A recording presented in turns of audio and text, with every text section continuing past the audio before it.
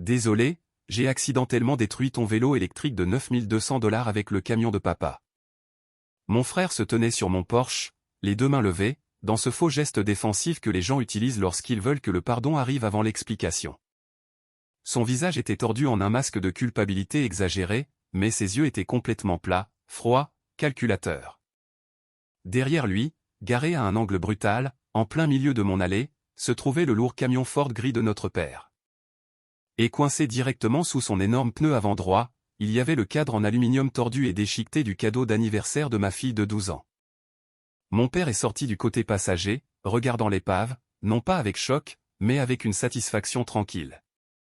Il m'a regardé, puis a regardé le métal écrasé, et a prononcé des mots qui réduiraient mon arbre généalogique en cendres. Ton enfant peut marcher comme tout le monde. Les jouets de luxe sont pour ceux qui les méritent. Je n'ai pas crié. Je n'ai pas hurlé. J'ai juste fixé le pneu lourd, qui écrasait le cadre brisé. Cette nuit-là, j'ai retiré une seule carte de crédit d'un portail en ligne, et j'ai verrouillé une lourde porte en acier. Je ne le savais pas alors, mais dès 7h09 du matin, le lendemain, mon frère regarderait un avis rouge sur son téléphone, ses mains tremblant de façon incontrôlable, comprenant enfin le véritable coût de son accident. Le pneu avant du camion était aplati contre l'allée en béton, ressemblant à une énorme langue noire léchant le pavé. Le cadre du vélo électrique était plié au niveau du tube diagonal.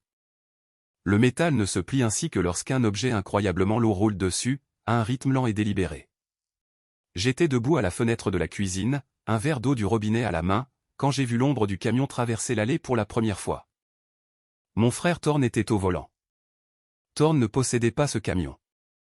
Thorne n'était pas assuré pour le conduire. Thorne n'avait même pas de travail pour payer l'essence de ce camion. Il l'a sorti de la rue et l'a dirigé dans mon allée, avec une précision qui m'a glacé le sang. Il a positionné le pneu avant directement sur l'endroit exact, où le vélo de Lyra était garé depuis 3h30 de l'après-midi. Le vélo avait une finition noir mat sur mesure, des pneus larges tout-terrain, et un porte-bagages robuste que j'avais personnellement soudé et boulonné, afin que ma fille puisse transporter son lourd sac à dos et son équipement de basketball sans détruire sa posture. 9200 $, payés en intégralité. Gagné à la sueur de mon front, dans les eaux les plus sombres et les plus froides imaginables. Je l'avais acheté pour le 12e anniversaire de Lyra, car son collège était à près de 3 miles de distance. Le trajet dans le quartier était risqué, les après-midi d'hiver, et ma fille méritait de se sentir en sécurité. Le camion a roulé sur le vélo, comme un prédateur brise une colonne vertébrale. Lentement, régulièrement, délibérément. Le pneu avant a d'abord escaladé la roue arrière, brisant les rayons épais avec un bruit, comme une douzaine d'os secs se cassant simultanément. Puis, le poids immense a écrasé le boîtier de la batterie. Les cellules de lithium à l'intérieur se sont fissurées, sifflant, laissant échapper un liquide toxique et bleu vif sur le béton, avec un bruit de craquement horrible, comme une glacière en plastique épais, piétinée en morceaux. Puis, il a plié le cadre principal, la jonction la plus solide de tout le vélo, l'endroit où la colonne de direction rencontre le corps, qui s'est tordu avec un gémissement métallique, vibrant à travers la vitre de ma fenêtre de cuisine. Le camion s'est finalement immobilisé, avec le guidon violemment coincé sous le pare-choc en acier. Mais c'est la sonnette qui m'a brisé. Lyra avait choisi une sonnette en titane en forme d'étoile, sur mesure. Elle l'adorait. Elle disait que ça sonnait comme une minuscule cathédrale. Lorsque le camion a écrasé le guidon, la sonnette en étoile a sauté de son support lourd. Elle a filé sur le béton, roulant sur elle-même, avant de s'immobiliser finalement contre la base de ma porte de garage fermée. Elle a émis un dernier tintement clair. La sonnette a survécu. Le vélo, non. Thorne est sorti du siège conducteur. Il n'a même pas jeté un coup d'œil à l'épave tordue, qui laissait échapper de l'acide de batterie sur mon allée. Il n'a pas levé les yeux vers la fenêtre de la cuisine, où je me tenais, figé, le verre d'eau se réchauffant dans ma main soudain engourdie. Au lieu de cela, Thorne a nonchalamment sorti son téléphone de sa poche de Jean. Il a pris une photo du vélo écrasé. Puis, il s'est approché de ma porte d'entrée et a frappé 2 fois. C'était le coup fort et confiant d'un homme de 30 ans, qui venait de détruire délibérément près de 10 000 $ de biens de sa nièce, et qui était parfaitement prêt à expliquer pourquoi c'était sa faute. J'ai posé mon verre. J'ai marché jusqu'à la porte d'entrée. Je l'ai ouverte. Les mains de Thorne étaient levées. Les fausses excuses ont jailli de sa bouche. Il a affirmé qu'il ne l'avait pas vu. Il a affirmé que c'était un angle mort. Je l'ai fixé du regard. Tu as conduit un camion massif dans mon allée, tu as contourné les places de stationnement vides dans la rue, et tu t'es garé directement sur un vélo électrique noir mat, qui était clairement visible à 50 yards de distance. Tu l'as photographié avant même de frapper à ma porte. Les mains de Thorne se sont lentement abaissées. L'expression pathétique et apologétique a fondu de son visage, révélant la vérité laide et arrogante qui se cachait dessous. Les fausses excuses se sont dissoutes, laissant place au visage d'un homme qui, il y a seulement 3 jours, avait exigé que je paie des milliers de dollars pour le camp technologique d'été de son fils. Et qui avait passé les 72 dernières heures à transformer mon refus poli en une raison d'écraser l'indépendance de ma fille. Thorne pensait qu'une excuse bon marché pourrait compenser 9200 $. Mais il ne savait pas qu'au moment où ce pneu a roulé sur ce cadre en aluminium, il venait d'écraser sa propre vie facile. Mon silence, dans cette embrasure de porte, n'était pas de l'acceptation. Mon silence était de la préparation. Je m'appelle Gideon. J'ai 34 ans, et je gagne ma vie dans l'obscurité. Je suis soudeur sous-marin commercial. Cela signifie que je passe mes journées enfermé dans une lourde combinaison de plongée, respirant un mélange de gaz, descendant des centaines de pieds sous la surface de l'océan, pour réparer des plateformes pétrolières, des pipelines industriels et des infrastructures critiques. C'est un travail où l'eau est glaciale. La pression essaie constamment d'écraser votre poitrine. Et une minuscule erreur avec une soudeuse à l'arc, dans un environnement volatile, signifie que vous ne remontez tout simplement pas à la surface. Je fais ce travail brutal et éreintant depuis plus d'une décennie. Mon salaire de base est de 115 000 $ par an. Dans ma famille, c'est ce qu'on appelle l'argent sale, ou comme mon père Orson aime l'appeler, l'argent aux mains boueuses. Orson a 65 ans, c'est un inspecteur des bâtiments de la ville à la retraite, qui a passé toute sa carrière assis derrière un bureau en métal gris, signant des permis et profitant de l'air conditionné propre et stérile d'un bâtiment municipal. Il a une pension, un fauteuil confortable, et une réserve inépuisable de mépris à peine voilée pour le travail physique. Pour Orson, le succès se mesure à la propreté de vos ongles et au prestige de votre titre de poste. Et puis, il y a Thorne.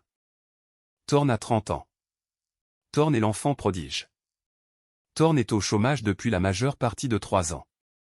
Il a récemment traversé un divorce houleux, et a maintenant la garde partielle de son fils de 10 ans, Holden. Thorne n'a pas de travail de bureau. Thorne n'a pas de travail manuel. Thorne a ce qu'il appelle un « visage de start-up technologique ». En réalité, il passe ses journées à jouer aux jeux vidéo, à naviguer sur les réseaux sociaux, et à se plaindre que l'économie ne comprend tout simplement pas ses idées visionnaires. Pourtant, dans le musée étrange et tordu de la douleur qu'est la dynamique de ma famille, Thorne est le génie en attente d'être découvert. Et je ne suis que le simple ouvrier qui a eu de la chance. Chaque Thanksgiving, sans faute, je suis assis à la table de la salle à manger, avec des cicatrices fraîches sur les jointures et du sel séché sur ma peau. Je reste là et j'écoute Orson louer Thorne pour avoir téléchargé une nouvelle application de codage, tout en me demandant, en même temps, quand je compte trouver une vraie carrière, qui n'implique pas de porter une combinaison en caoutchouc, comme un plombier glorifié. Je suis le fils invisible. Je suis le bouc émissaire. Mes réalisations sont ignorées, mais mon portefeuille doit être grand ouvert. Car malgré tout leur discours sur mes mains boueuses, ils aiment vraiment l'argent propre que ces mains produisent. Laissez-moi vous détailler les chiffres, car les chiffres ne mentent pas, et ma famille déteste la vérité. Pendant les 2 dernières années, j'ai payé l'assurance automobile de Thorne. Il a été radié par son assureur après 2 petits accidents, pour lesquels il était en tort, et pour n'avoir pas payé ses primes pendant 3 mois consécutifs. Sans voiture, il ne pouvait pas emmener Holden à l'école. Alors, je suis intervenu.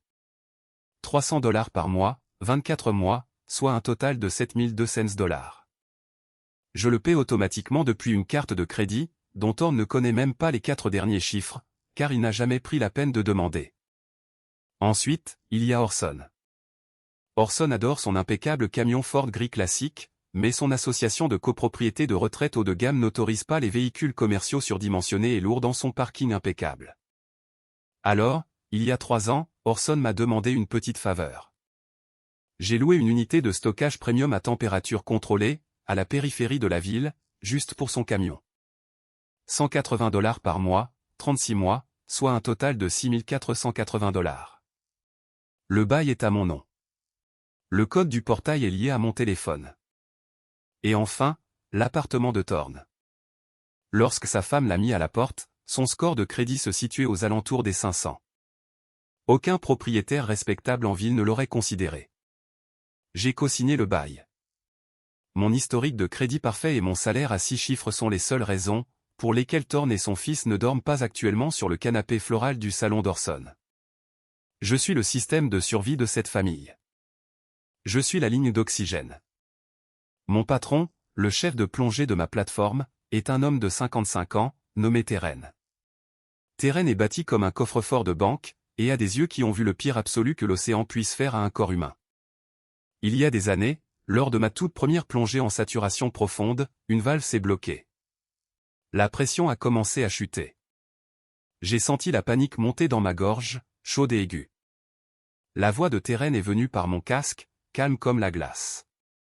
Il a dit, « Gideon, lorsque vous travaillez sous haute pression, celui qui panique est celui qui meurt.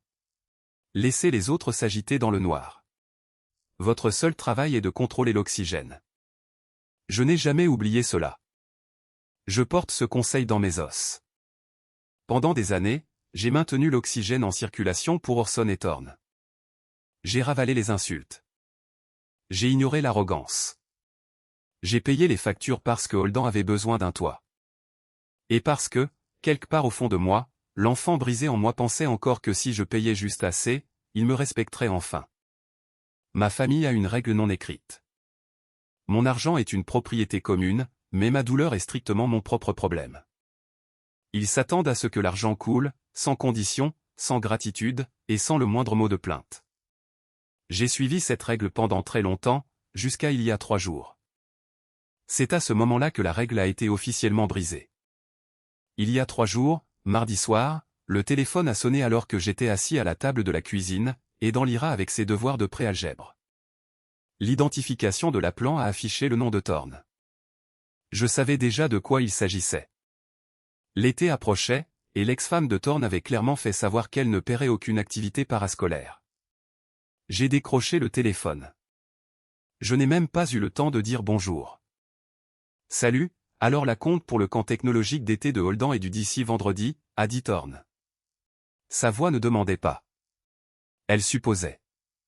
C'était le ton décontracté et désinvolte d'un homme passant une commande à un guichet de drive-in. J'ai pincé l'arête de mon nez. Combien ça coûte cette année, Thorn ? 2800 $. C'est un camp de programmation d'élite. Ils enseignent Python, la robotique, toutes ces choses de niveau génial. Holden en a vraiment besoin. Gideon, sa mère est totalement déraisonnable concernant le partage des coûts. Vire-le simplement sur mon compte courant. D'accord, je dois lui assurer sa place. 2800 $. Vire-le juste, comme si j'étais un distributeur automatique humain. J'ai regardé Lyra de l'autre côté de la table. Elle mordillait le bout de son crayon, peinant sur une équation, complètement inconsciente du parasite actuellement accroché à mon oreille. J'ai pensé aux 9200 $ que je venais de transférer de mon compte d'épargne ce matin même. J'avais acheté à Lyra le vélo tout-terrain. Ce n'était pas un jouet. C'était un bouclier. Le quartier, entre notre maison et le collège, avait connu une recrudescence de chiens errants agressifs, et quelques incidents inquiétants aux arrêts de bus. Les pneus lourds et le moteur électrique signifiaient qu'elle pouvait échapper aux problèmes et rentrer chez elle en toute sécurité. Je travaillais 80 heures par semaine dans l'eau glaciale, pour pouvoir m'offrir cette tranquillité d'esprit. J'ai pris une inspiration. Je ne peux pas le faire, Thorn. Pas cette fois. Le silence à l'autre bout de la ligne a été immédiat et absolu. La brise décontractée s'est éteinte instantanément. Excuse-moi. Que veux-tu dire par « tu ne peux pas le faire » ? Je veux dire exactement ce que j'ai dit. Je n'ai pas 3000 $ en espèces, disponibles pour les donner tout de suite. L'anniversaire de Lyra est cette semaine. Je lui ai acheté un cadeau important. Une amélioration de transport. Mon budget est serré. Tu devras trouver un autre moyen de financer le camp. Thorn a laissé échapper un rire court et dur. Un rire qui dégoulinait de pur poison. Une amélioration de transport ? Qu'est-ce que ça veut dire, bon sang ? Je lui ai acheté un vélo électrique robuste, pour qu'elle puisse se déplacer en toute sécurité. Tu te moques de moi, là.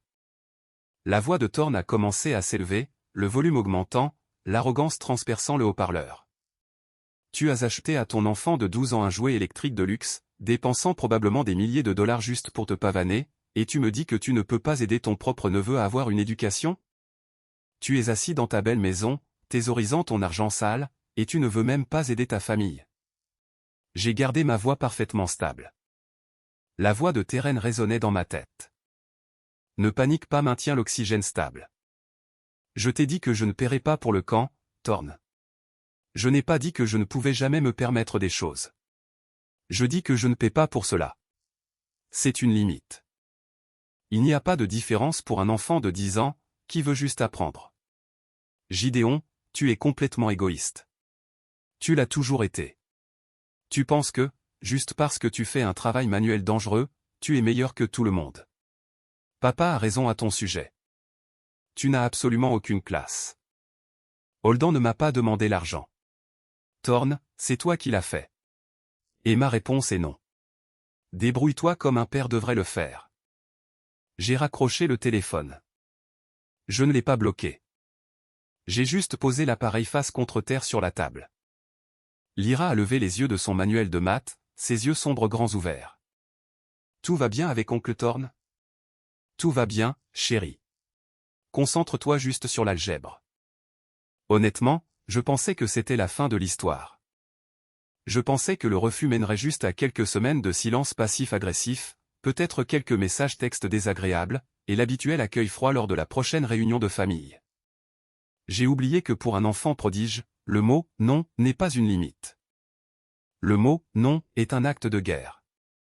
J'ai oublié qu'avec les gens profondément, fondamentalement, peu sur deux, leur couper les vivres ne les fait pas réfléchir à leurs propres échecs. Cela leur donne envie de détruire vos succès. Et j'ai définitivement sous-estimé jusqu'où mon père irait pour aider son fils préféré à mener cette guerre. Nous sommes de retour au présent, de retour dans l'allée, debout au-dessus du cadavre ensanglanté et brisé du cadeau d'anniversaire de Lyra. Orson est complètement sorti du lourd camion Ford. Il a claqué la porte passager. Le son a résonné sur les maisons de banlieue, comme un coup de feu.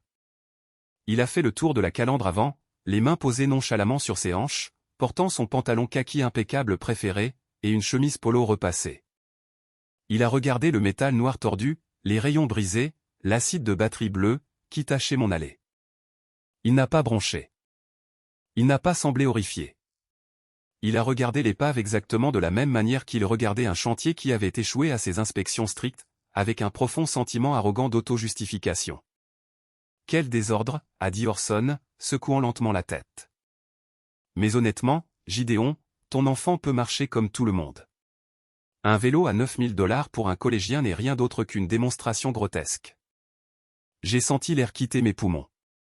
J'ai regardé l'homme, qui partageait mon ADN. Il se tenait dans mon allée, défendant la destruction de la propriété d'un enfant. Le garçon de Thorne n'a pas de vélo de luxe. A continué Orson, sa voix prenant ce ton autoritaire et moralisateur, qu'il utilisait pour me faire sentir au comme deux pommes. Holden ne peut pas aller à son camp de programmation parce que son oncle a décidé d'être avare et d'exposer sa richesse à la place. Tu as acheté cette chose pour te sentir comme un grand homme. Eh bien, l'univers a une façon de corriger l'arrogance. Elle a 2 jambes saines. Elle peut marcher. J'ai entendu une petite inspiration aiguë. Je me suis retourné. La porte d'entrée de la maison était grande ouverte. Lyra se tenait juste à l'intérieur du couloir. Elle avait son lourd sac de basket en toile, en bandoulière. Elle tenait un ballon de basket contre sa hanche. Elle avait entendu chaque mot. Elle regardait le camion. Elle regardait le cadre écrasé du véhicule, qui était censé la garder en sécurité. Et puis, elle a regardé directement dans les yeux de son grand-père. Elle ne pleurait pas. Si elle avait pleuré, cela aurait été plus facile à gérer. Mais Lyra ne versait pas une seule larme. Son visage faisait cette chose terrifiante et déchirante, que fait le visage d'une enfant de 12 ans, quand elle est soudainement forcée de calculer sa valeur exacte dans une hiérarchie familiale. Elle assimilait le fait que son grand-père croyait que le désir de son cousin d'aller à un camp technologique était infiniment plus important que sa sécurité, sa joie et sa propriété. Les enfants calculent ce genre de mathématiques émotionnelles beaucoup plus rapidement et beaucoup plus précisément que les adultes ne leur en donnent jamais le crédit. J'ai regardé mon père. Il a refusé de croiser le regard de Lyra. Il a juste fixé obstinément le capot de son camion. J'ai regardé Thorn, qui faisait semblant d'inspecter une rayure sur le pare-choc chromé du camion, ignorant complètement la dévastation qu'il venait de causer. J'ai regardé le béton.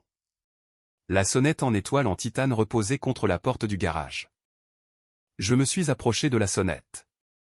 Je me suis penché et je l'ai ramassée. Le métal était frais dans ma paume. La forme d'étoile était légèrement éraflée à un endroit, mais elle était complètement intacte. J'ai utilisé mon pouce pour faire sonner le timbre. Elle a émis un tintement minuscule, clair et parfait, un son de résilience absolue, au milieu d'une zone sinistrée. J'ai glissé la sonnette dans la poche de ma lourde veste en jean. Je n'ai pas élevé la voix. Je n'ai pas donné de coup de poing. Même si chaque muscle de mon dos hurlait de déchiqueter Thorn à main nue, j'ai regardé mon frère et j'ai regardé mon père. Je veux que vous vous souveniez tous les deux de ce moment précis, ai-je dit. Ma voix était si douce qu'elle portait à peine, au-dessus de la légère brise de l'après-midi. Je veux que vous vous souveniez que je n'ai pas crié. Je leur ai tourné le dos. J'ai monté les marches du Porsche. J'ai posé une main doucement sur l'épaule de Lyra, la guidant en arrière dans le couloir. Mais, papa, a chuchoté Lyra, sa voix tremblant enfin juste un peu. Mon vélo. Je sais, ma chérie. Je sais, ai-je dit doucement. Rentre à l'intérieur. Je m'en occupe. J'ai fermé la lourde porte d'entrée en bois, excluant la vue des deux hommes dans l'allée. J'ai enclenché le verrou à peine dormant, avec un clic solide et satisfaisant. On dit que le sang est plus épais que l'eau. Que la famille sera toujours là pour vous, quand les choses vont mal. Mais passer ma vie au fond de l'océan m'a appris une leçon très différente sur le fonctionnement du monde. Là-bas, dans le noir absolu, l'eau ne se soucie pas de votre sang. La pression est la seule chose qui compte. La pression est ce qui écrase les faibles. Et la pression est ce qui vous force à survivre. Mon père et mon frère pensaient qu'ils venaient de me donner une leçon d'humilité. Ils pensaient avoir remis le soudeur arrogant à sa place. Ils n'avaient aucune idée qu'ils venaient de me donner la valve de leur bouteille d'oxygène, et que j'étais sur le point de la fermer complètement. Le soleil s'est couché. La rue de banlieue est devenue parfaitement calme, baignée dans la lueur orange terne des lampadaires au sodium. À l'intérieur de la maison, j'ai préparé à Lyra un sandwich au fromage grillé.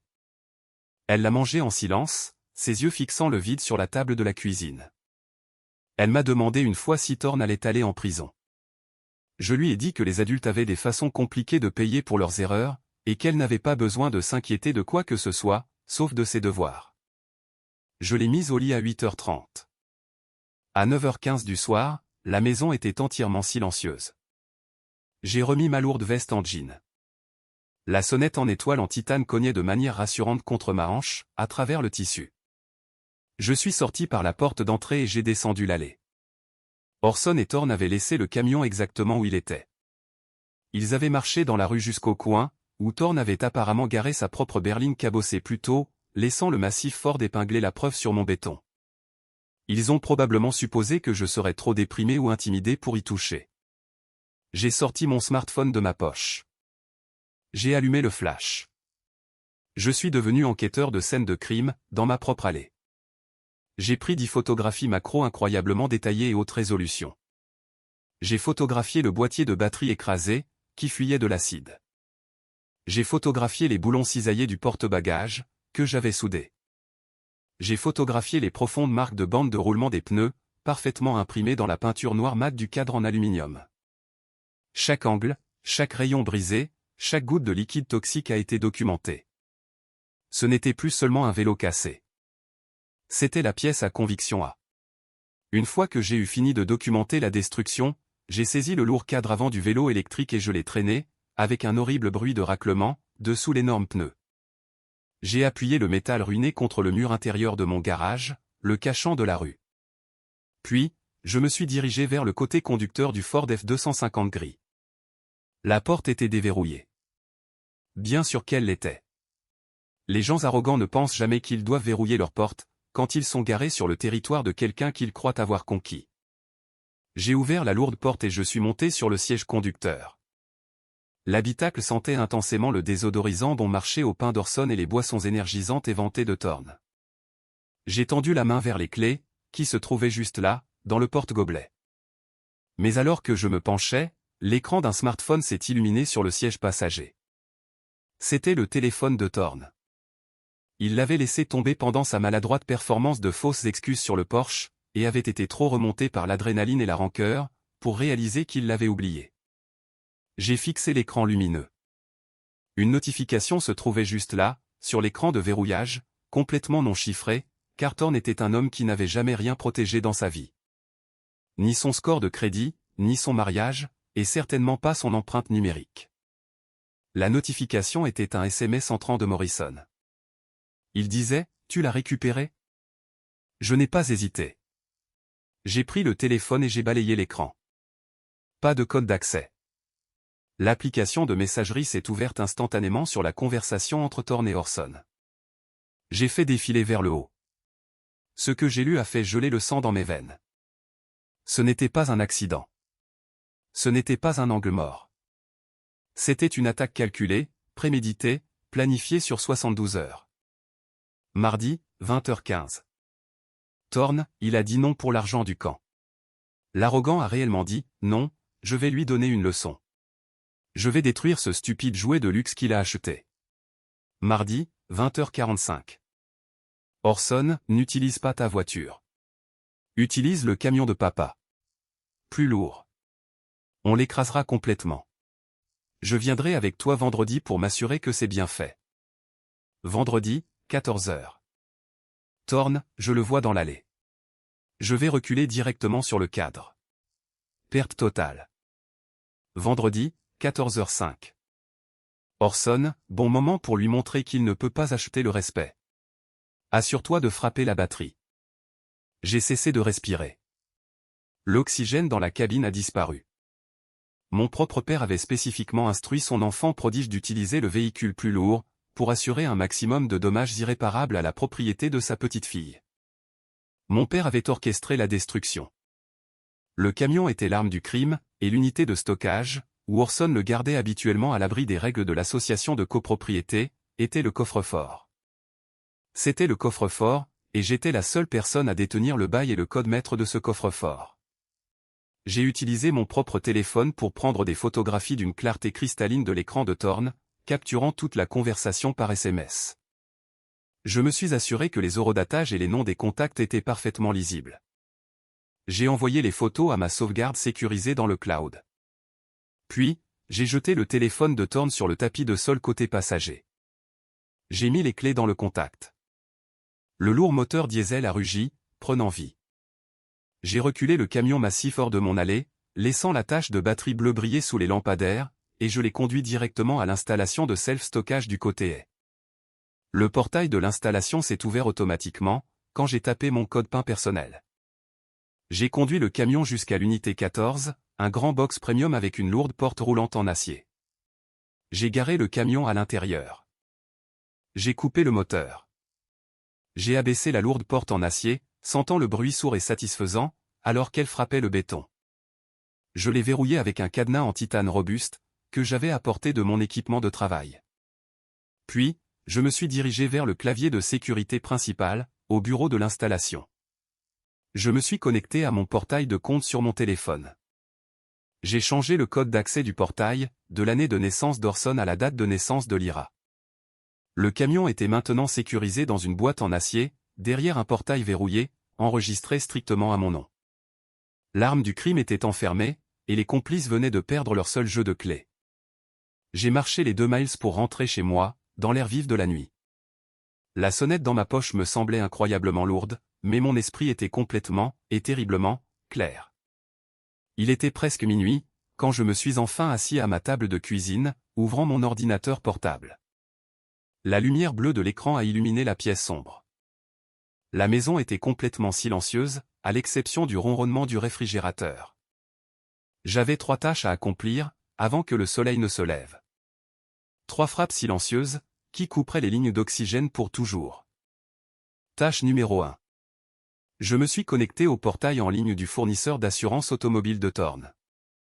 Le compte s'est chargé, affichant la police active pour sa berline cabossée, fortement subventionnée par mon argent durement gagné. J'ai navigué jusqu'à la section de facturation.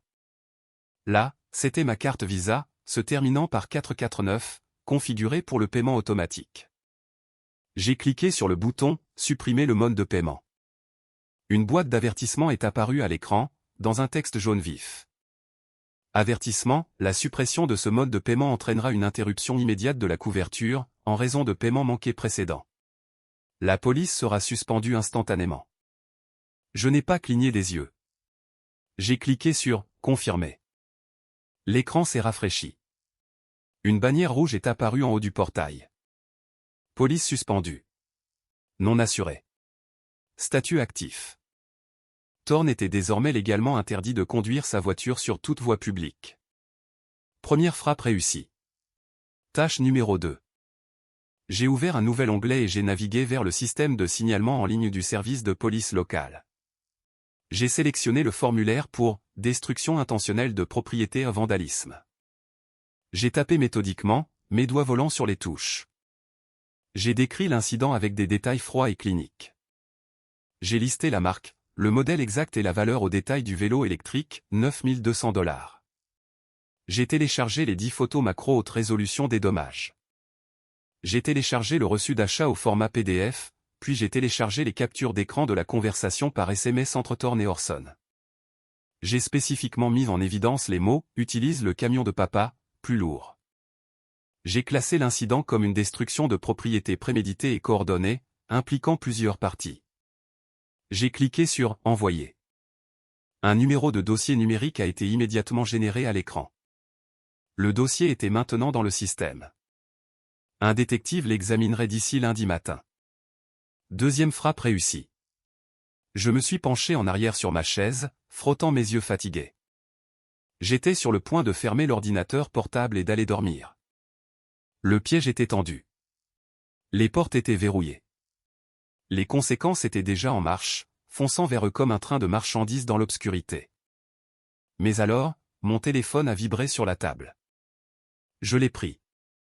C'était un message texte d'Amara, mon ex-femme, et la mère de Lyra. Amara et moi nous étions séparés à l'amiable. Elle vivait maintenant à Seattle, mais elle restait toujours en contact avec Lyra. Salut, GID. Désolé d'envoyer un message si tard, disait le message. Je fais juste mes comptes. Lyra a-t-elle déjà reçu les chèques d'anniversaire que j'envoie à l'adresse de Thorn? Je n'ai jamais eu de carte de remerciement, ce qui ne lui ressemble pas. J'ai froncé les sourcils, fixant l'écran. J'ai répondu, quel chèque d'anniversaire? Et pourquoi l'adresse de Thorn? Amara a répondu immédiatement. Quand j'ai déménagé il y a 3 ans, j'ai perdu sa nouvelle adresse. J'ai demandé à Thorn. Il a dit, tu déménageais beaucoup pour les missions de plongée, et c'était plus sûr de les envoyer directement à son appartement. Et qu'il les remettrait en main propre à Lyra. J'ai envoyé un chèque de 2 cents $ chaque année, pendant les 4 dernières années. 8 cents $ au total. Elle ne les a pas reçus? La cuisine a commencé à tourner. Une réalisation froide et nauséabonde m'a envahi. Lyra n'avait jamais reçu un seul chèque. Elle n'avait jamais vu un centime de cet argent. Thorn, l'enfant prodige, l'homme qui m'avait traité d'égoïste, l'homme qui avait exigé que je paie pour le camp de codage de son fils, avait intercepté et encaissé l'argent d'anniversaire de ma fille pendant 4 années consécutives. Il avait volé 800 $ à un enfant. J'ai fixé la tache d'acide de batterie bleue, visible dans l'allée à travers la fenêtre. La rage que je ressentais plus tôt n'était rien comparé à cela. Le vélo électrique était une propriété. C'était du métal et des fils.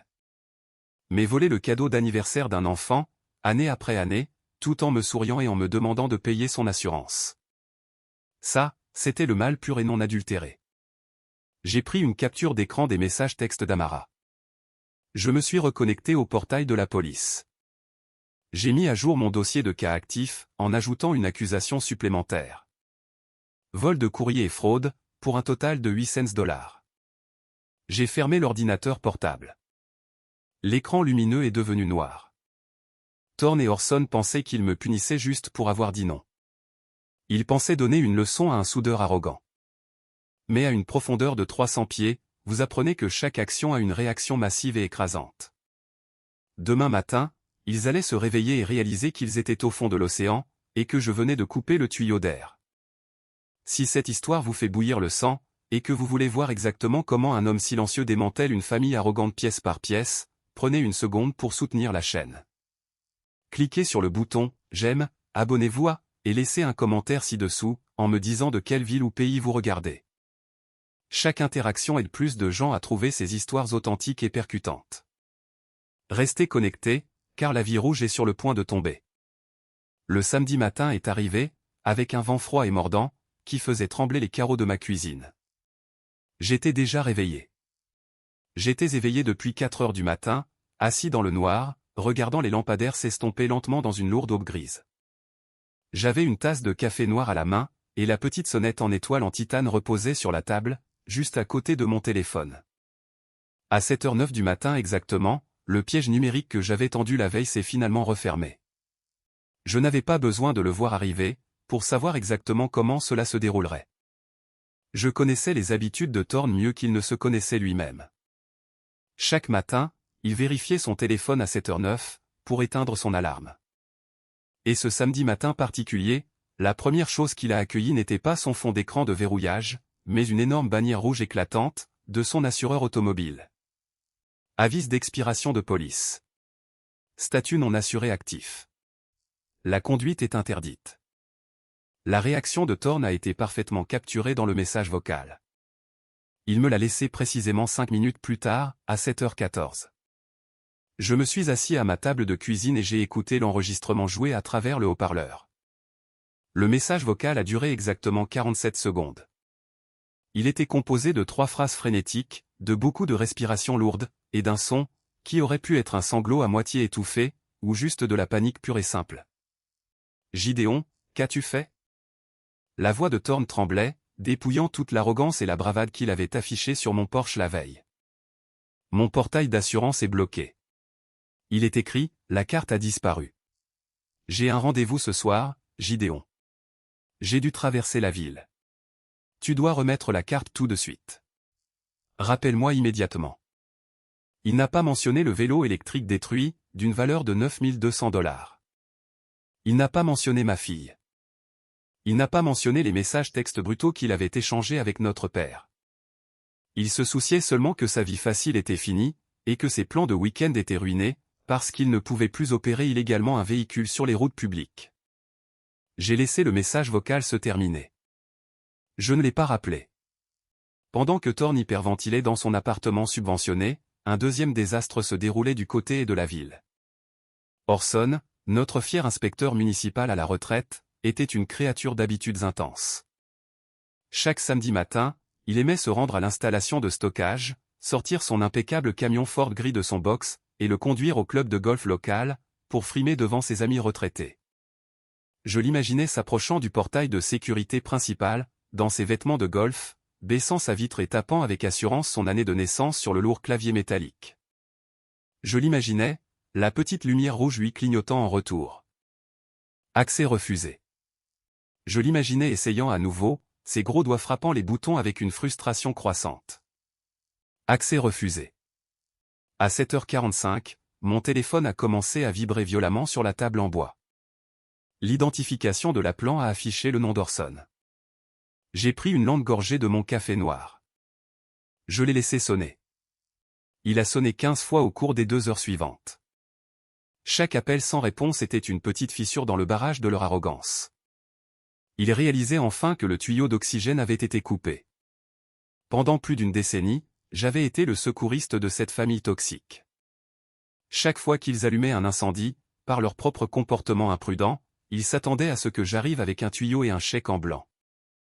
Ils s'attendaient à ce que j'éteigne les flammes de leur mauvais choix, pendant qu'ils se tenaient en arrière et critiquaient ma technique de lutte contre l'incendie. Mais pas aujourd'hui. Aujourd'hui, j'allais m'asseoir dans ma cuisine tranquille, boire mon café, et laisser tout le bâtiment brûler jusqu'aux fondations. Mon téléphone a finalement cessé de sonner vers 10 heures du matin. Un silence lourd et lourd de sens s'est installé sur la maison. Lyra est descendue, toujours en pyjama, se frottant les yeux. Elle a regardé par la fenêtre d'entrée, où l'allée vide était encore tachée d'acide de batterie bleue. Est-ce qu'ils reviennent? A-t-elle demandé doucement, tirant une chaise et s'asseyant en face de moi. Oui, ai-je répondu, gardant ma voix stable et calme. Ils vont venir ici aujourd'hui. Mais tu n'as pas besoin de t'inquiéter, Lyra. Ils ne viennent pas ici pour crier. Ils viennent ici pour apprendre comment fonctionne le monde réel. J'ai tendu la main à travers la table et j'ai fait glisser la sonnette en étoile en titane vers elle. Elle l'a prise, enroulant ses petits doigts autour du métal froid. Monte et mets de la musique, ma chérie, lui ai-je dit. Laisse-moi gérer les choses difficiles aujourd'hui. Ils sont arrivés à 13 h de l'après-midi. Puisque Thorn ne pouvait plus légalement conduire sa propre voiture, et que le camion d'Orson était enfermé derrière une porte en acier qu'il ne pouvait pas ouvrir, Orson avait été forcé de conduire sa petite berline de banlieue exiguë jusqu'à l'appartement de Thorn, de le prendre. Et de les conduire tous les deux chez moi. Je suis sorti sur le porche, au moment où leur voiture s'est arrêtée au bord du trottoir. Le vent froid fouettait ma veste. Thorn a pratiquement ouvert sa porte d'un coup de pied. Il a marché le long de mon allée, avec l'agressive, mais imméritée, confiance d'un homme, qui croyait encore détenir toutes les cartes. Orson le suivait de quelques pas. Son visage était un masque d'épuisement gris. Il ressemblait à un homme qui avait passé toute la matinée à discuter avec un gérant d'installation de stockage, seulement pour se faire dire que son nom ne figurait nulle part sur le bail, et que la police serait appelée s'il ne quittait pas les lieux. Il y avait un autre élément à cette scène, une variable silencieuse, que ni mon frère ni mon père n'avaient prise en compte. Juste à côté, séparée seulement par une basse clôture grillagée, se trouvait la maison de Teren, mon chef de plongée et mentor. Teren se tenait dans son allée, portant de lourdes bottes en caoutchouc et une épaisse chemise de flanelle, nettoyant méthodiquement son bateau de pêche en aluminium au nettoyeur haute pression. Teren est un homme massif. Ses épaules sont aussi larges qu'une porte, et ses avant-bras sont striés du genre de muscles épais et denses, qui ne viennent qu'après des décennies à manipuler de lourds tuyaux d'acier sous l'eau. Il ne lavait pas son bateau par accident. Je lui avais envoyé un message plus tôt. Il savait exactement ce qui se passait. Il n'a pas dit un mot. Il a juste laissé le nettoyeur haute pression en marche, un bourdonnement fort et intimidant, qui fournissait une bande sonore crue à la confrontation. Sa présence était un mur de justice massif et silencieux, se dressant juste sur la ligne de propriété. Ouvre cette putain d'unité de stockage. A exigé Thorn, s'arrêtant au bas des marches de mon Porsche. Son visage était rouge de colère. Et répare le portail d'assurance. Tu ne peux pas juste me couper sans aucun avertissement. J'ai une vie. Je l'ai regardé de la marche supérieure. Je n'ai pas élevé la voix. Je n'ai pas bougé. Je l'ai juste fixé du regard. Tu penses que c'est une blague? Orson s'est avancé, pointant un doigt épais et tremblant vers moi. Tu as complètement perdu la tête, mon garçon. Tu traites un simple désaccord familial comme une infraction pénale. Donne-moi le nouveau code du portail. C'est mon camion. C'est ton camion, ai-je reconnu, ma voix coupant l'air froid comme une lame de rasoir. Mais c'est mon unité de stockage, mon bail, mon paiement mensuel. Et en ce moment, ce camion est classé comme une pièce à conviction critique, dans une enquête policière active. La main d'Orson s'est figée en l'air. La couleur a commencé à s'échapper de son visage, laissant sa peau ressembler à de la cendre humide. Enquête policière. Thorn a laissé échapper un rire moqueur et fort, mais il sonnait creux et désespéré. Tu as appelé les flics pour un stupide vélo? Tu as perdu la tête? Tu ne peux pas dénoncer ta propre famille à la police pour un accident. Ce n'était pas un accident, ai-je dit. Et ce n'était pas juste un vélo. C'était 9200 $ de propriété personnalisée. Une propriété que vous avez délibérément ciblée et écrasée. Je ne voulais pas le frapper. Thorn a menti, ses yeux dardant vers Teren, qui avait momentanément arrêté son nettoyeur haute pression, et se tenait maintenant parfaitement immobile, tenant la lourde lance, regardant Thorn avec des yeux morts et sans cligner. Je ne l'ai pas vu. J'ai lentement fouillé dans la poche de ma veste. J'en ai sorti une épaisse pile de papier plié. Le rapport de police officiel, complet avec le numéro de dossier attribué, imprimé en gras en haut. Je l'ai laissé tomber sur la rampe en bois du Porsche. Je sais exactement ce que tu as vu, Thorn, ai-je dit. Je sais exactement ce que tu as planifié, Parce que tu as laissé ton téléphone déverrouillé sur le siège passager du camion, que tu as abandonné dans mon allée. La bouche de Thorne s'est refermée. Ses yeux se sont agrandis d'horreur absolue, alors que la réalisation le frappait. Ses mains sont tombées le long de son corps. J'ai lu les SMS, Thorne. J'ai vu les horodatage. Je t'ai vu dire que je devais recevoir une leçon parce que je ne financerais pas le camp de codage de ton fils.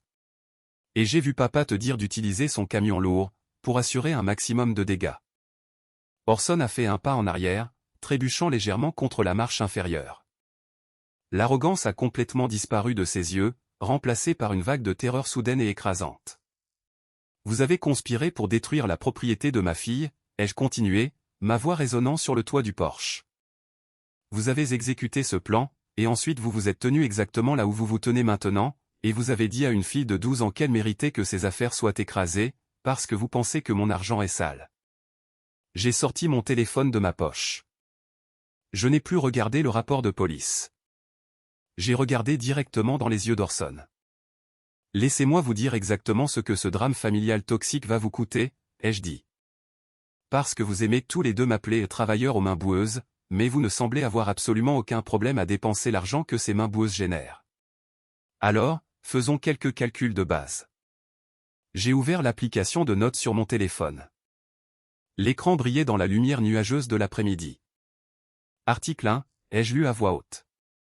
24 mois de prime d'assurance automobile pour un homme qui refuse de trouver un emploi. $300 par mois. Total, 7200 $. Cette ligne est coupée définitivement. Thorne a dégluti difficilement, l'air physiquement malade. Article 2, 36 mois de stockage climatisé pour un véhicule que vous ne conduisez que le week-end. $180 par mois. Total, 6480 $. Ce bail est annulé à la fin du mois. Orson a saisi la rampe en bois de l'escalier pour se stabiliser. Ses jointures étaient complètement blanches. Article 3, ai-je poursuivi, ma voix devenant plus froide et plus dure à chaque syllabe. Le coût de remplacement du vélo électrique personnalisé, que vous avez délibérément écrasé avec un véhicule de 2 tonnes. Total, 9200 $. J'ai marqué une pause. J'ai laissé le silence planer dans l'air pendant 5 secondes angoissantes. Terren avait maintenant complètement éteint le nettoyeur haute pression. Le seul son était le vent froid, qui bruissait les feuilles mortes dans la gouttière. Et enfin, ai-je dit, fixant directement Thorne, dont le visage était maintenant luisant de sueur froide. Article 4, le chiffre le plus dégoûtant de toute cette liste. J'ai affiché la capture d'écran des messages textes d'Amara. J'ai tendu le téléphone, afin que Thorne puisse voir les mots briller sur l'écran. Pendant des années, ai-je dit doucement. Pendant des années de chèques d'anniversaire envoyés à ton appartement par mon ex-femme. 200 $ par an, total 800 $. 800 $ que tu as volé à ta propre nièce. Tu as encaissé l'argent d'anniversaire d'une enfant pour financer ton mode de vie pathétique et paresseux, et ensuite tu t'es tenu sur mon Porsche et tu m'as traité d'égoïste. Les genoux de Thorne ont littéralement fléchi. Il a trébuché sur le côté, s'appuyant lourdement contre la colonne de briques du Porsche. Papa, a-t-il bégayé, regardant Orson. Papa, je devais le rembourser. J'avais besoin de provisions ce mois-là. Orson a fixé Thorne avec un dégoût absolu. Même dans sa vision du monde tordu, voler l'argent d'anniversaire d'une enfant était une ligne à ne pas franchir. J'ai regardé mon père, l'homme qui avait permis à ce monstre d'agir pendant 30 ans. Tu as dit à Lyra qu'elle pouvait marcher, ai-je dit. Tu as regardé ma fille dans les yeux et tu lui as dit qu'elle ne méritait pas de rouler, parce que son cousin avait besoin d'un camp technologique. Tu as essayé de briser son esprit, pour protéger son ego. J'ai reculé, saisissant la poignée de ma porte d'entrée. Le total pour la plein temps petite créance que j'ai déposée ce matin est de 23 680 $. J'ai clairement indiqué que, l'huissier de justice vous trouvera tous les 2 lundis. Le détective de la police examine actuellement les SMS de conspiration et les preuves de fraude postale. J'ai regardé en bas une dernière fois. Ils avaient l'air incroyablement petits, pathétiques et brisés. Tu as dit à mon enfant de marcher, ai-je chuchoté. Eh bien, les trajets gratuits sont officiellement terminés maintenant. Vous pouvez tous les 2 marcher. Je me suis retourné, je suis entré dans ma maison, et j'ai claqué la lourde porte, tournant le verrou à peine dormant avec un clic final retentissant. À travers le verre dépoli de la fenêtre avant, j'ai observé les conséquences. Les jambes d'Orson ont finalement lâché. Il n'est pas tombé complètement au sol, mais il s'est affaissé sur la marche inférieure de mon Porsche, enfouissant son visage dans ses mains. Ses épaules tremblaient. Il réalisait enfin que le fils qu'il avait passé toute une vie à se moquer était la seule chose qui maintenait son monde fragile ensemble, et qu'il venait de donner un coup de marteau sur les fondations. Thorne n'a pas essayé de le réconforter. Thorne a juste reculé, fixant la porte fermée, sa bouche s'ouvrant et se fermant comme un poisson suffocant. Il s'est retourné et a trébuché vers la rue, s'éloignant de son père, s'éloignant du désordre qu'il avait créé. Je suis entré dans la cuisine et j'ai versé le reste de mon café froid dans l'évier. Merci à tous ceux qui sont restés avec moi à travers ce drame familial intense. Si vous voulez montrer que vous êtes arrivés jusqu'ici, laissez un commentaire ci-dessous avec le mot « bon ». C'est un insigne d'honneur, pour avoir persévéré à travers l'épreuve.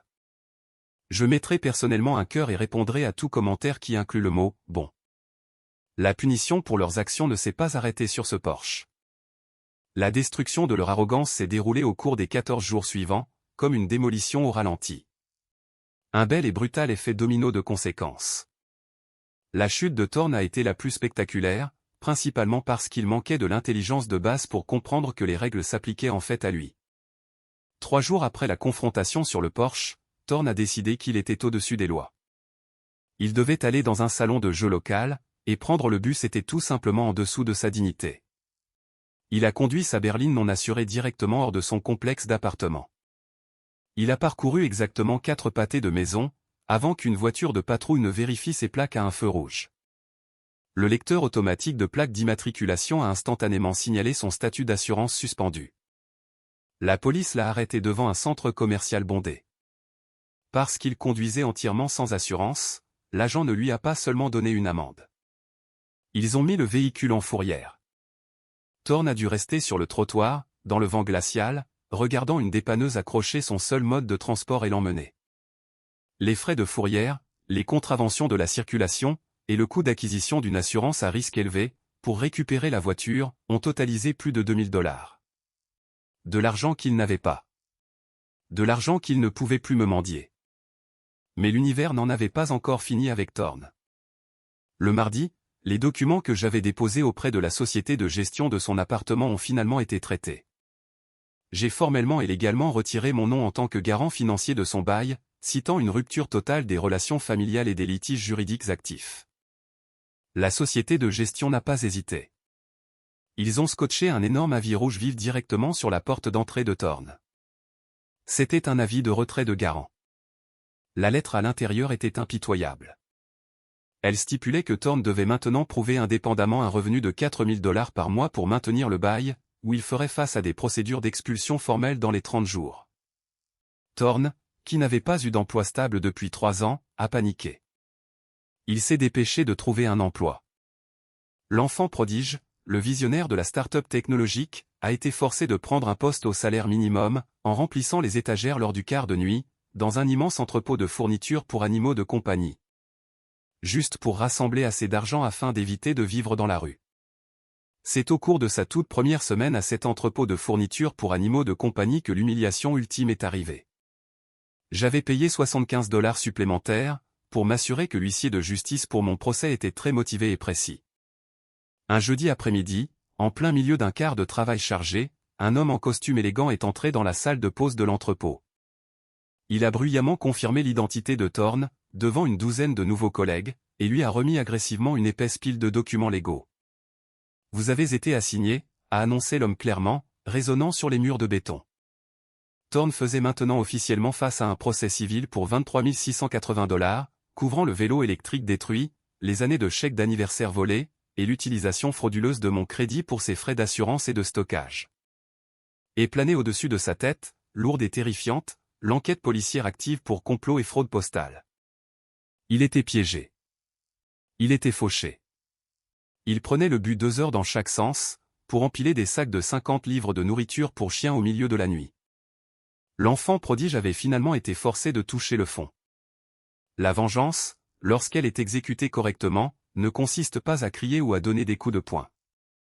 Il s'agit de retirer le filet de sécurité, que vous avez passé des années à construire, et de simplement laisser la gravité faire le reste du travail. Thorne avait toujours cru qu'il volait. Il n'avait jamais réalisé que c'était moi qui le portais. Pendant que Thorne découvrait les dures réalités du travail au salaire minimum et des fourrières, Orson menait sa propre bataille humiliante contre la gravité. Le détective de police assigné à notre affaire a visité l'unité de stockage le mercredi. Il a pris des photographies détaillées du massif camion Ford gris, mesurant les profondes entailles sur les pneus lourds, et les faisant parfaitement correspondre aux indentations violentes estampillées dans le cadre en aluminium écrasé du vélo électrique de Lyra. Une fois que le détective a officiellement documenté l'arme, le camion a été libéré des preuves. J'ai immédiatement changé le code du portail une dernière fois. J'ai envoyé le nouveau code à Orson par courrier recommandé, accompagné d'un avis formel indiquant que la location de l'unité était annulée de manière permanente, à compter de la fin du cycle de facturation actuel. Orson avait exactement 5 jours pour retirer son précieux véhicule de mon coffre-fort. Il a dû engager un chauffeur de covoiturage pour le conduire à l'installation.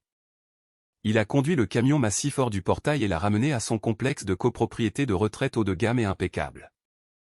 Et comme je le savais, la stricte association des propriétaires a immédiatement sévi. Les véhicules commerciaux et surdimensionnés étaient strictement interdits dans les parkings privés. Orson a été forcé de garer son camion immaculé et adoré dans la rue publique, à des pâtés de maison de sa porte d'entrée. La rue publique avait des règles de stationnement alternées pour le balayage des rues, règles qu'Orson, ayant compté sur mon unité de stockage de luxe pendant des années, avait complètement oublié de vérifier. Au cours de la première semaine, il a accumulé 3 contraventions de stationnement distinctes, pour un total de $150. Chaque matin, l'inspecteur municipal à la retraite devait marcher 3 pâtés de maison, dans le froid mordant, pour vérifier son camion, trouvant des enveloppes jaunes vives glissées sous ses essuie-glaces. Le symbole de sa domination, l'arme lourde qu'il avait utilisée pour écraser la joie de sa petite fille, était devenu un énorme et coûteux boulet, enchaîné directement à son cou. Mais le contraste le plus puissant dans toute cette épreuve n'était pas entre la pauvreté de Thorne et les amendes d'Orson. Le contraste le plus puissant était Lyra. Parce que j'ai refusé de laisser la cruauté de son grand-père définir sa réalité, Lyra devait toujours aller à l'école. Et pendant les 2 semaines suivantes, pendant que nous attendions que le vélo de remplacement soit expédié par le fabricant, Lyra a marché. Elle quittait la maison tous les matins à 6h45. Elle avait son lourd sac à dos solidement attaché, et son sac de basket en toile en bandoulière. Elle devait marcher près de 3 miles, naviguant entre les intersections achalandées et les trottoirs gris, dans l'air frais du matin. Mais elle ne s'est pas plainte, pas une seule fois. Elle a marché le dos parfaitement droit et le menton haut. Elle a marché avec la fierté féroce et indéniable d'une fille, qui savait qu'elle n'avait absolument rien fait de mal, et qui refusait d'être brisée par de petits hommes amers. Et chaque matin, j'étais là avec elle. Je ne l'ai pas laissée marcher seule. Je conduisais mon propre camion, exactement à 3 longueurs de voiture derrière elle, avançant lentement le long du trottoir, mes feux de détresse clignotant doucement. J'ai formé un convoi de sécurité à un seul homme. Je l'ai regardé vérifier des 2 côtés avant de traverser les rues, appliquant les leçons que je lui avais enseignées. Le 3e matin, alors qu'elle atteignait le point de mi-parcours, près d'une intersection commerciale très fréquentée, Lyra s'est arrêtée. Elle s'est retournée. Elle a regardé mon camion au ralenti. Elle n'a pas eu l'air embarrassée d'avoir son père à ses trousses. Elle n'a pas eu l'air fatiguée. Elle a levé la main et m'a fait un salut vif et confiant. J'ai baissé la vitre et lui ai rendu le salut. Orson lui avait dit de marcher comme une punition. Il avait l'intention que ce soit une marque de honte. Mais Lyra a pris cette punition et l'a forgée en armure. Ses pas n'étaient pas une excuse. Ils étaient une déclaration d'indépendance. Elle survivait à la pression, tout comme je le lui avais appris. La lourde boîte d'expédition en carton est finalement arrivée un samedi matin frais. Je l'ai traînée dans le garage et j'ai coupé les épaisses sangles en plastique. Avant même que je ne puisse commencer à retirer la mousse d'emballage, une ombre est tombée sur l'allée. Terren est entré, portant un lourd jeu de douilles en acier dans une main, et un pack de 6 bières de racines froides dans l'autre. Il n'a pas demandé si j'avais besoin d'aide. Il a juste ouvert 2 bouteilles, m'en a tendu une, et a commencé à organiser les clés. Nous avons passé les 3 heures suivantes à reconstruire. C'était exactement le même modèle, 9200 $, payé en intégralité depuis mon propre compte. Parce qu'un père qui orchestre la destruction de sa famille toxique doit aussi être l'homme qui reconstruit le sanctuaire pour sa fille. Nous avons monté les pneus épais. Nous avons calibré les freins à disque. J'ai personnellement soudé le porte-bagages robuste à l'arrière, vérifiant 2 fois le couple de chaque boulon, pour m'assurer qu'il ne lui ferait jamais défaut. Lyra est sortie dans le garage, juste au moment où je serrais la dernière vis du guidon. Elle se tenait dans l'embrasure de la porte, le soleil de l'après-midi attrapant la poussière flottant dans l'air. Elle a regardé le vélo électrique noir mat impeccable. Elle a regardé Terren, qui lui a fait un signe de tête respectueux, et puis elle m'a regardé. « C'est prêt ?» a-t-elle demandé, sa voix étouffée. « Presque, ai-je dit. » J'ai fouillé dans ma lourde veste en jean. J'en ai sorti la petite sonnette en étoile en titane. Elle avait quelques éraflures sur le bord, là où elle avait violemment frotté contre l'allée en béton, mais le métal était solide. Elle avait survécu au poids écrasant du camion. Je le lui ai tendu. Lyra s'est avancée, prenant la sonnette de ma paume. Elle l'a soigneusement alignée sur le côté gauche du nouveau guidon, et a serré le support de montage avec ses propres doigts. Elle a reculé. Elle a tendu la main et a fait sonner le timbre. Un tintement minuscule, clair et parfait a résonné dans le garage. Il a sonné plus fort cette fois. Il sonnait comme une victoire. Lyra est montée sur le lourd siège.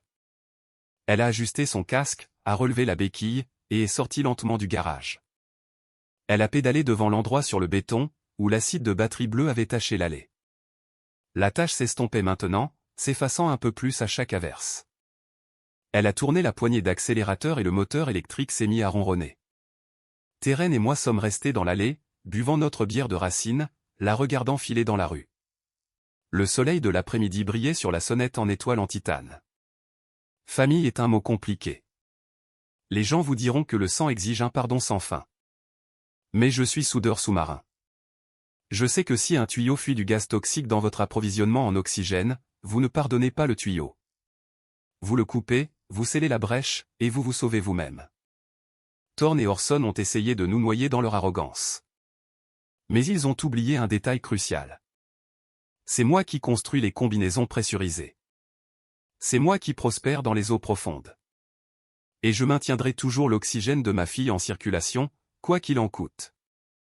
Pensez-vous que les tribunaux forceront Thorne à rembourser les chèques d'anniversaire volés, ou se déclarera-t-il simplement en faillite pour éviter les conséquences? Avez-vous déjà dû couper légalement les ponts avec un membre de votre famille toxique pour protéger vos propres enfants? Partagez vos expériences dans les commentaires ci-dessous.